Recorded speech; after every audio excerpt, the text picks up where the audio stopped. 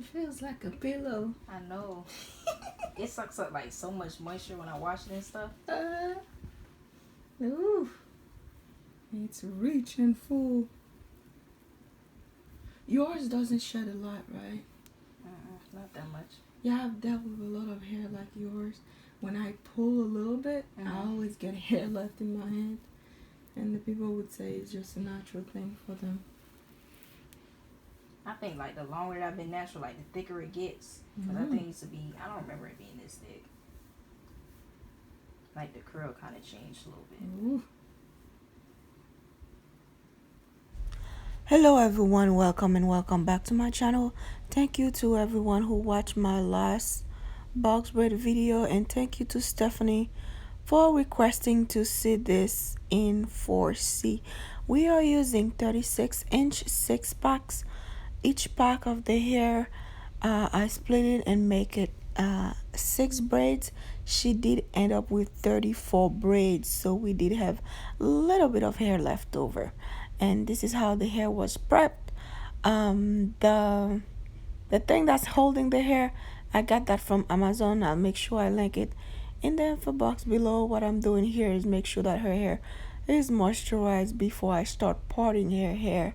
And I'm using a gem extra hold to help me hold the braids at the root better.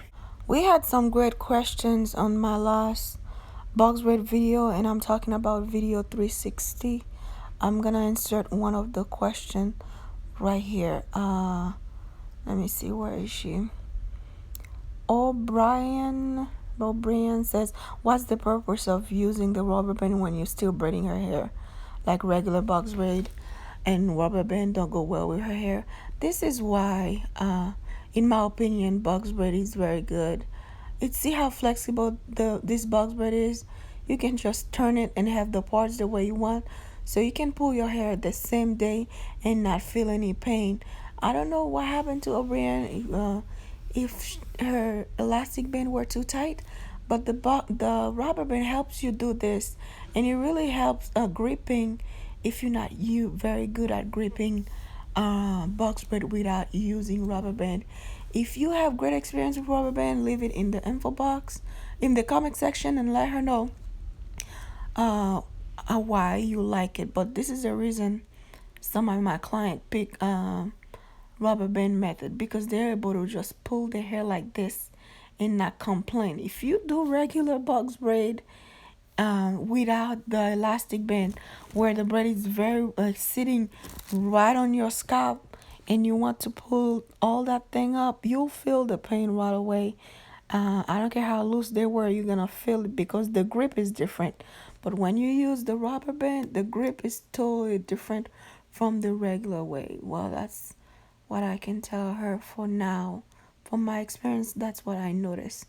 If you have another response for her, leave it in the comment section below, and I'll read yours too. I am only doing 4 rows with the triangle parts using the rubber band. She's only wearing 34 braids.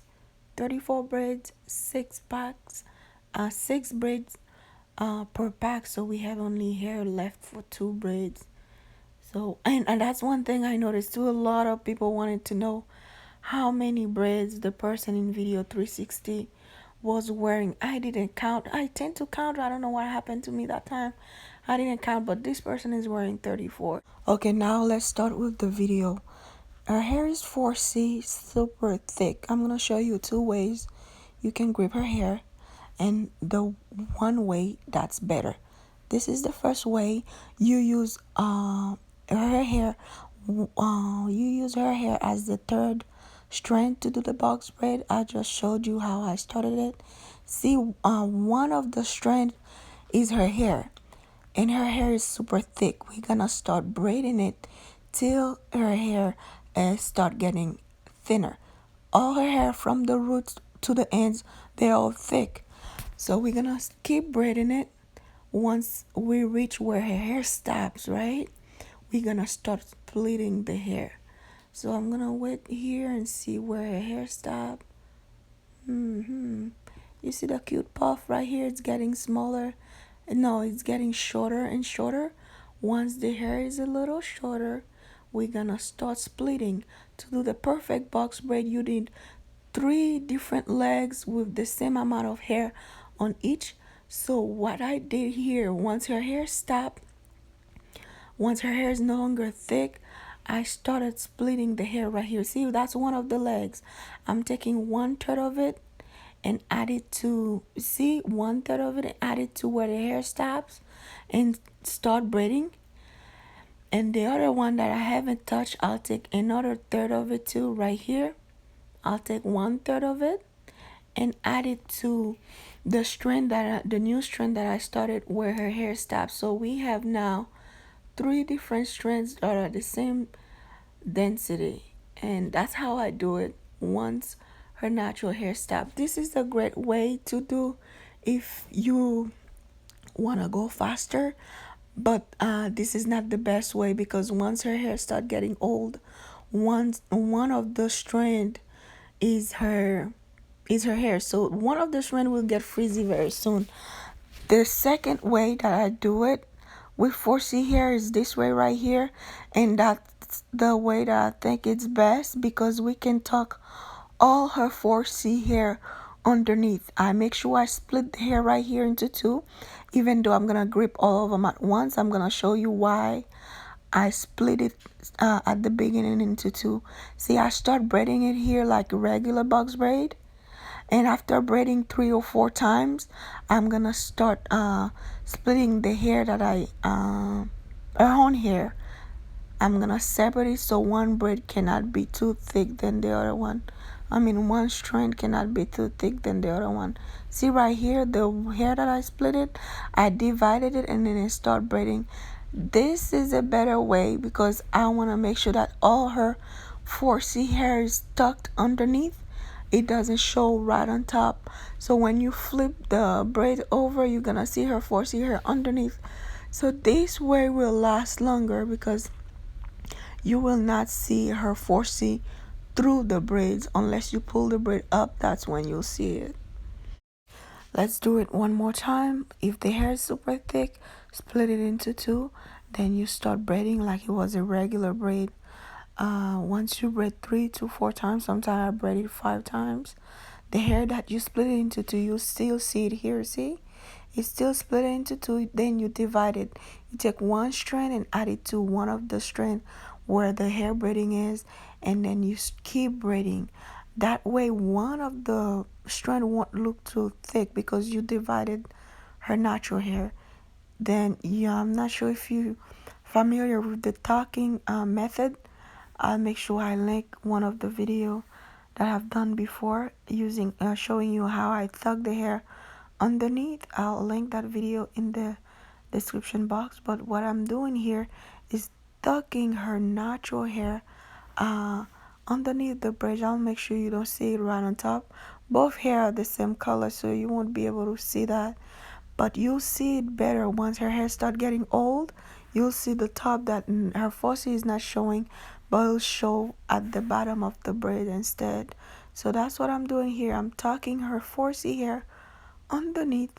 That way her box braid will last longer because her 4C does not blend with that straight hair braiding.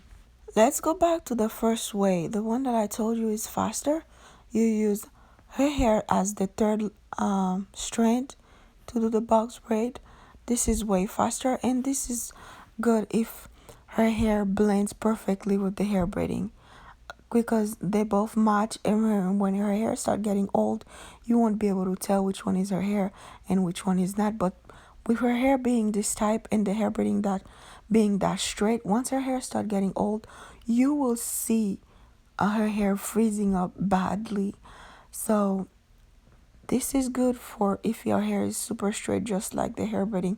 See, once her hair stop here, I'm gonna show you again where I I'm taking 1/3 of this strand right here, 1/3 of it, and add it where her hair stops,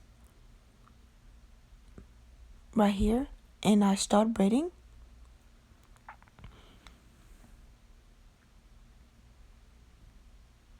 and I start braiding here. Then once I flip it, I'll take another thread from the strand that I haven't touched right here, just to make the three strands the same density so the braids can look very proportional. It won't look very messy. So, and once I'm done doing that, I'll just braid the hair all the way down. We are basically done here. I'm making sure that the ends are a little softer, so I dip them in hot water. You can find this hair at hairforthelow.com. I'll make sure I link it in the info box below. This is Easy Braid, brand new 36-inch hair. This hair is itch free. If you're allergic to synthetic hair, you don't have to worry about treating this hair before you start using it. So I'll make sure I link it in the info box. What else I wanted to say? Oh yes, if this video is helpful, please give me a big thumbs up. If for some reason you didn't understand what I was saying, it's totally fine. You just have to let me know in the comment section below. I am very open to constructive criticism. Just let me know if I have to do it over or just use a different model, or I don't know. Just let me know. And I've had people asking me how I do the crazy bun. This is how this bun is done. And I'm telling you, the hair is 36 inches. If you're wearing 6 packs this size and you do a bun like that, you're gonna feel the weight. I posted it on Instagram and people were asking me, isn't that heavy? Yes. Having a bun like that, you definitely gonna feel the weight. But if you let the hair down, you don't feel the weight of 6 packs. But putting it up like that, it looks cute, but you'll definitely feel it on your neck. I'm telling you that ahead of time. The hair is long, that's why. It's a lot of hair in 1 pack.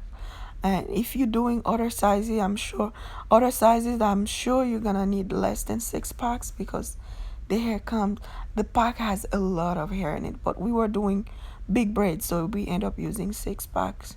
Thank you very much for watching this video. Once again, if it's helpful, let me know by giving it a big thumbs up, and let me know which one do you use when you do the elastic band method. Do you braid the first way or the second way?